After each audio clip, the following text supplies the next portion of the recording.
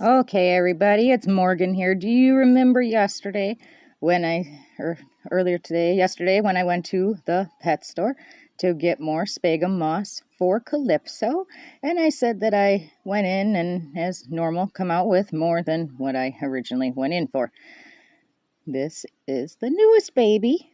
Okay, so I'm going to admit something here that with tarantulas, they're kind of like potato chips. I've realized once you get one, you really can't stop getting them. I mean, obviously, there comes a point of reason, but so this is the baby, and I'm not sure if it is a male or a female at this point, but it is a Brachypelma hamori, also formerly known as the Brachypelma smithi. In layman's terms, this baby is a Mexican red knee tarantula, and once it grows up, it's going to be very beautiful. They are native to Mexico, obviously, and the Pacific coast, more specifically the state of Guerrero. And I am not exactly sure how old this one is. I know that it molted not too long ago, and it's hard to see, and I don't like shining a bright light on the tarantulas because they don't do well with bright lights. They have 8 eyes, but terrible vision, and they are light sensitive. Like, you're not supposed to put them in direct sunlight. They are temperature sensitive too, and while some of them need humidity, I think they all need a little bit of humidity. You can either over moisten the tank or you can under moisten it. And when the tarantula gets dehydrated, let's say if it goes into a molt, it can get stuck in its molt. It won't be able to drink, obviously, because this little one is about 1.5 inches big, almost 2. So it's big enough for the bottle cap of water.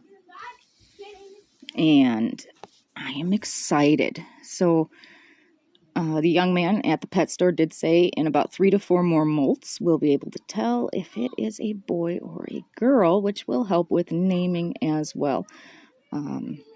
I love the curly hairs because they're docile, and this is also why I love the Mexican red knees, is because they are docile as well. They're good for beginners.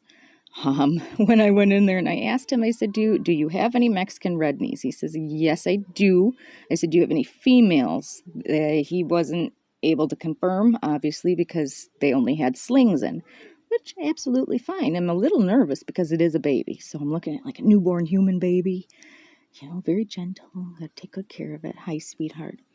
Now, this baby did eat last night, which I was quite happy to see. I did take the legs off of the cricket, and it took it right from the tongs, which was amazing and made me very, very happy. So very good appetite. I'll be excited. They do grow slow, so there's got to be some patience here, before it becomes a full-grown adult. And I can't wait to start handling it regularly because you can get them used to being handled. And that'll be really cool for the show, too. This one moves very, very fast. I was quite astonished when I went to go set up its little habitat here for right now, and didn't originally want to come out of the deli cup, that's okay. That's okay. It didn't want to. But as soon as it realized that there was more space to be had, it took off like a bat out of hell, so to speak. And Calypso, she moves pretty slow. So that was something for me to see. He's got his little hide, she got a little hide in there and some sphagnum moss, and I use the coconut fiber. There's a little bit of topsoil in here with it. So this is going to be a new adventure, and I'm quite excited. And when we have a name, we will definitely let you know. So yes, now Morgan has 2 tarantulas, I should say. I should correct myself. And Celeste has Midna. So between us, we have become quite the tarantula girls here. Now, with the the Brachypelma harmori, they were known for a long time as Brachypelma smithies. And they realized that the man who had identified the original Brachypelma smithies was actually talking about the Brachypelma harmoris. There's a little bit of difference between the two, and that involves the coloring. The harmoris always had, I guess, 2 brown bands on them, and they're not always visible on all of them.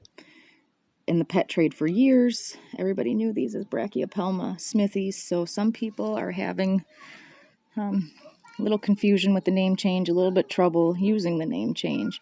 I'm new to the Mexican red knees, so I could go either way on it. I always call them Mexican red knees instead of by their scientific name. So yeah, stay tuned and we will show you how this baby's gonna grow.